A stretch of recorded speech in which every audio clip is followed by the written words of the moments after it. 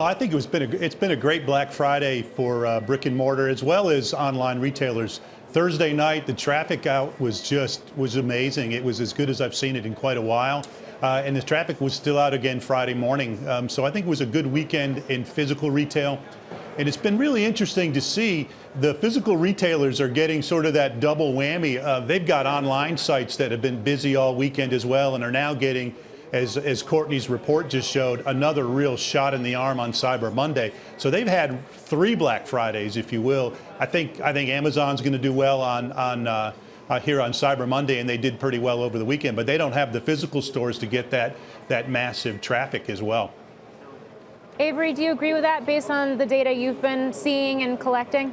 Yes, certainly. I mean, the Shopper Track data showed that same-store sales in actual traditional retail were just about flat, and that e-commerce sales from Adobe's data were up about 25% year over year over Black Friday. So we're definitely seeing ongoing, very strong sales online, but stable sales in the stores, which is very good for the retailers in terms of being able to leverage their fixed costs. Avery, what are the top picks you've got which are benefiting from those trends? Right. So I think from a flight to safety perspective, Walmart is still really a stalwart because it is the low-cost leader. They have such a strong presence online, and still they're pricing very well in the stores.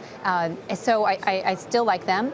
For a more interesting, fun play, American Eagle is, I think, very interesting. So they are one of the top teen retailers. The entire company is trading about 14 times earnings. And what's really interesting about them is the Aerie concept, which is lingerie and loungewear, really for teens, 20-somethings. And it's they have just over 100 stores throughout the country. They are comping 27%. And the reason they're doing so well is that their image, they're promoting the image of an authentic woman, Aerie Real, and they're taking significant share from limited brands because of it. So as a mother of young girls who are soon to be teenagers, I really like that from that perspective. But overall, I mean, what I would say is very interesting about this holiday season is I think you're going to see traditional retail taking share from the online-only players, and they are in a position to continue to do this and to outperform them over time because they have the base of their traditional retail stores, which is a much more cost-effective model.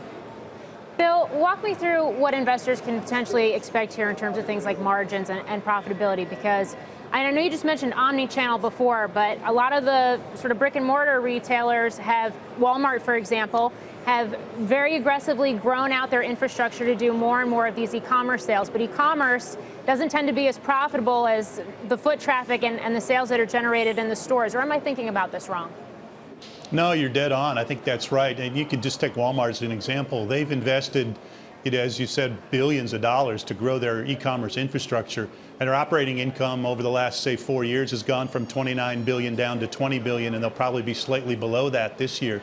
And so their growth in e-commerce has come at a very dear cost.